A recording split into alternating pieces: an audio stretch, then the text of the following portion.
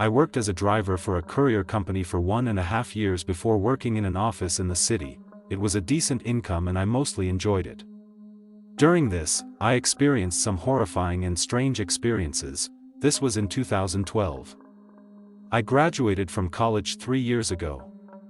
When I used to work from 12 o'clock noon till 8 p.m., this was the end of the season for Sharma, so it would become dark by 6 p.m., lived in a small town in Australia.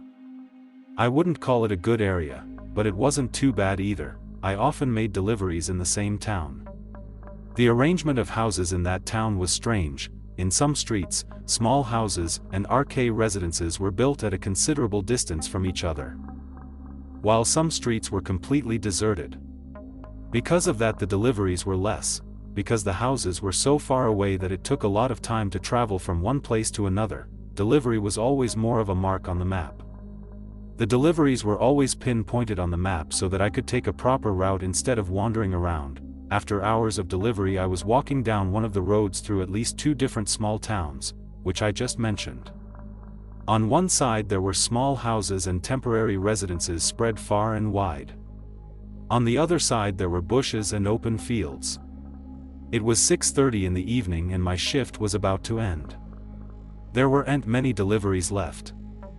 There was a house on that street, and that parcel had to be signed, which meant I couldn't leave him at the door. I went to the back of the shed in front of the house and pulled out the biggest and heaviest box of the day. There was a loud sound of some kind of hard pus moving inside the box. I couldn't even imagine what might be inside. My job was just to take this thing to the front door of RG residence, and that is what I did. There was no doorbell in that house, so I had to knock. There was no light on inside and I did not see any vehicle in front, so I was hoping that someone would be at home. I knocked a few times. Then I did not see any vehicle in front, and then I saw a window curtain moving and heard the sound of footsteps towards the door. Then there was a long loyalty, a difficult and unnecessarily long loyalty, after which the door finally opened a little. A beautiful middle-aged lady stuck her head out in a nervous manner and opened the door wide when I said she had a parcel to sign for. She appeared anxious when I asked her to sign the device. She signed it. It was also a clumsy signature. She told me I had to help her carry the box to her room.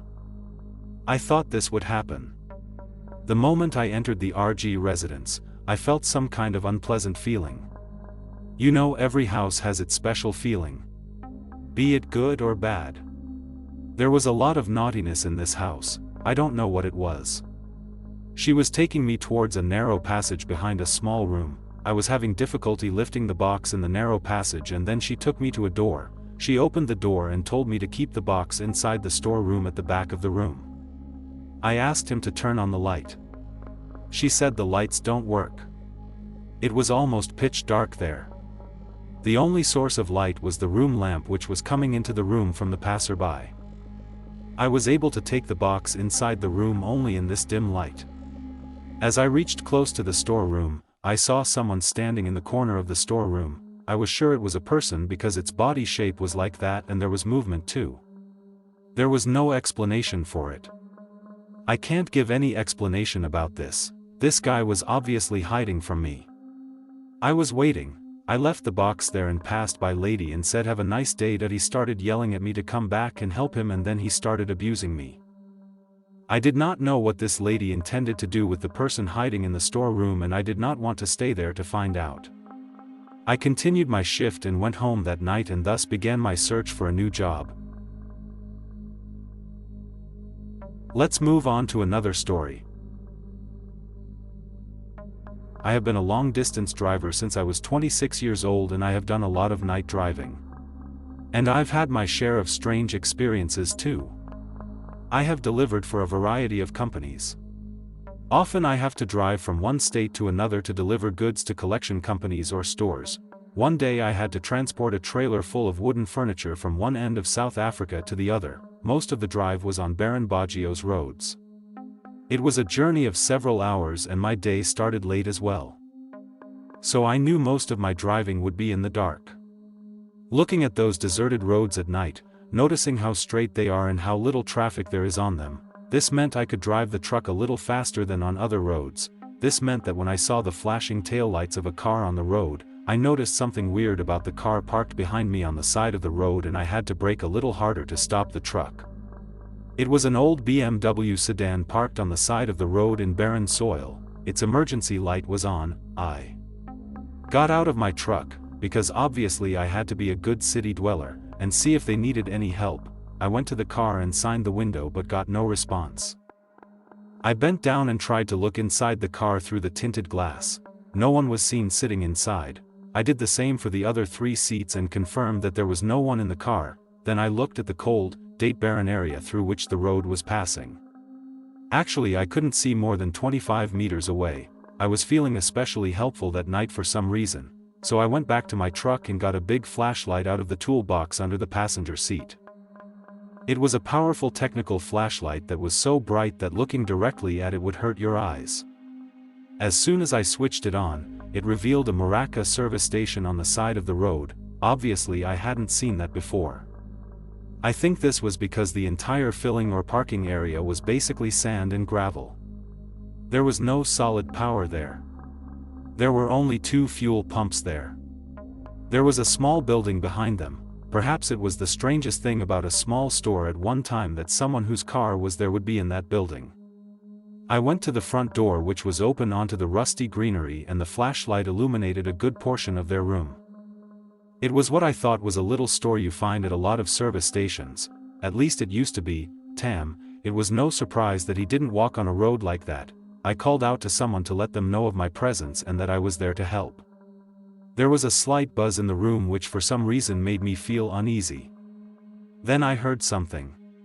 Perhaps a shoe was scraping the floor behind some broken shelves on the other side of the room, which were probably once filled with food and drinks. I called out once again and offered to help if needed. Then I heard a slow, rough whisper saying, "Go away from here." I understood immediately. I immediately understood what was said. But I couldn't understand why whoever said this would say so. I could also hear the sound of heavy breathing from a dark corner of the room. All this was enough to make me want to get out of there quickly.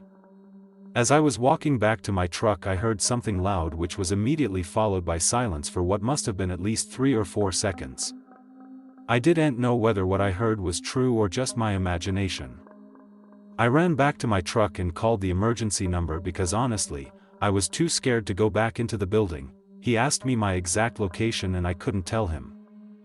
All I could tell was that I was near a service station on some road in a barren area. He asked me to stay on the line so that I could better explain my situation, but suddenly the lights of the same car lit up in front of me and it started running fast on the deserted road. I didn't even know when he got into his car. It was so dark and I was so engrossed in a phone call. I ran back into the building to see if anyone was still inside. When I kept the phone line open. I went to the back where I had heard voices and breathing and was horrified to see a fresh pool of blood on the floor. I could only imagine what might have happened.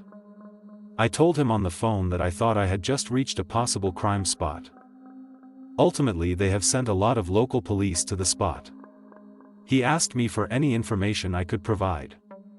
Model of car, what did the accused look like, what do I think happened?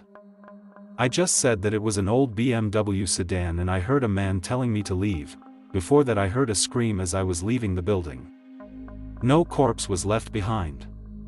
But I had some idea of what might have happened. I am sure the police would have taken some samples. But I couldn't help much. Shamefully, I didn't have a dash cam in my car at the time. Literally the next month I installed a dash cam in my truck. It was one of those lifelong experiences that will follow me forever. Friends, I hope you liked today's stories. If you like the stories, then don't forget to like the video. And please subscribe to my channel. Turn on notifications for all by pressing the bell icon.